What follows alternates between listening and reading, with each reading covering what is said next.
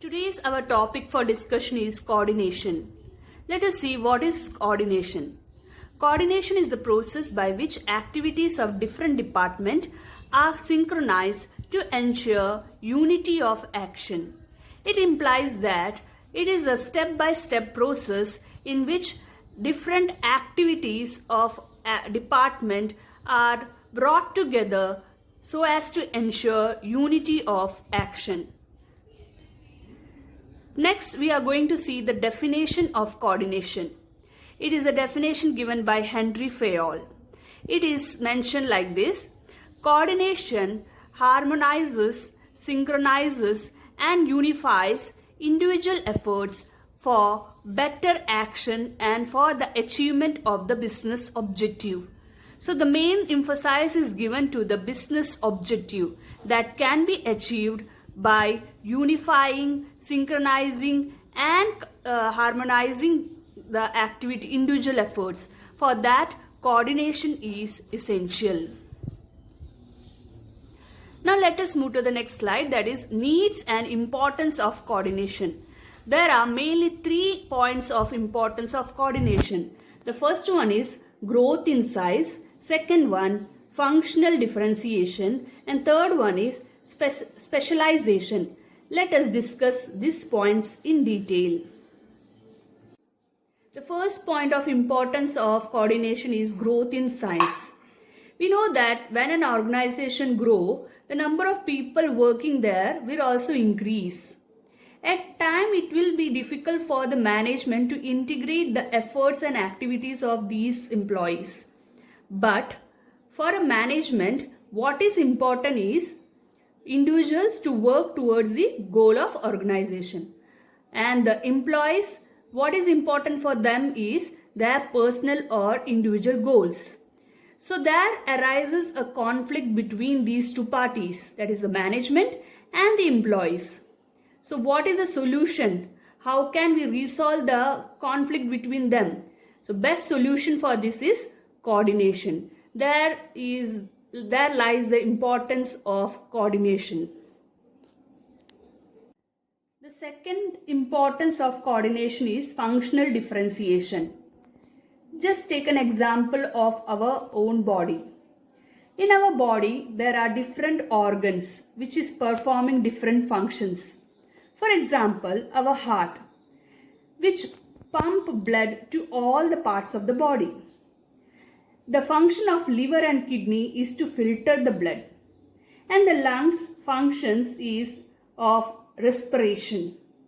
Brain also functions for controlling the emotions and thoughts and memories. As our body parts have different functions to organize, just think if one of the body part or organ decided not to function, what will happen? Slowly, the other parts will also get affected. So same is the case with an organization also. In an organization, there are different separate departments which functions in their way. For example, there is production department, finance department, marketing, sales, and human resource. Each of these departments have their own objective, policies, and strategies. So sometimes there may arise a conflict between these departments. Let us take an example over here. Marketing department objective is to increase sales by 10% by offering discount. But here the finance department may not approve such discount, as it may feel that loss of revenue in this case. So there arises a conflict between marketing and finance department. So in case of financial differentiation, there is an important role of coordination, as coordination ensures unity of action among the departments. The next point of importance of coordination is specialization. Specialization arises when there is complexities of modern technology and diversity of tasks to be performed. That is, when a very complex machines or technology is used in a company and there is a diversity of tasks to be performed. In these two case arises specialization. In case of specialization, a company has to have or there is a need to employ a number of specialists. Normally these specialists, they don't take the advice or suggestions from the other members of the organization. Why so? Because specialists usually think that they only are qualified to evaluate, judge and decide according to the professional criteria. So there arises a conflict between the specialist and the other members of the organization. So for a conflict, what is the solution? Yes, our coordination. Coordination is equally important when there is a case of specialization. Let us move to the next point. Nature, characteristics, features of coordination. These are the points of nature of coordination. That is, first one is coordination integrates group efforts. Coordination ensures unity of action. Coordination is a continuous process. Coordination is all pervasive in nature. Coordination is the responsibility of all managers. Coordination is a deliberate function. Let us discuss each point.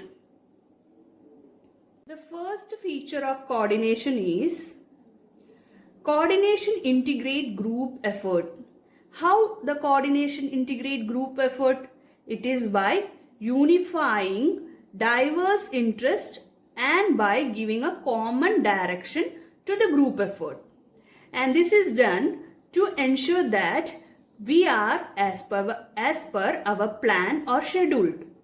The next point of features of coordination is coordination ensures unity of action. You can see here our Indian team raising the cup. It is not the individual effort. We can say it is a group effort which because of which we have won the match. So it ensures as a binding force between departments and ensures that all action is aimed at achieving the goal of the organization. So each department working in an organization, they have to take an action which ensures the ultimate goal of the organization. So next point, coordination is a continuous process. Coordination is not a one-time function. It is a continuous process. It starts with the planning stage and ends with the controlling stage. The planning stage itself, we have to start the coordination function. As per our plan, we have to plan for each functions and each department of the organization, and that is done by the top management. Then the plan have to be, as per the plan, we have to organize the work and people and resources. After organizing the people, material and work, we have to go for staffing, that is filling the vacant jobs. Then after filling the staff, we have to take an action, that is we have to start the work. After the work have been started, we have to go for controlling. In controlling, we check whether we are as per our plan or have we diverted from our plan.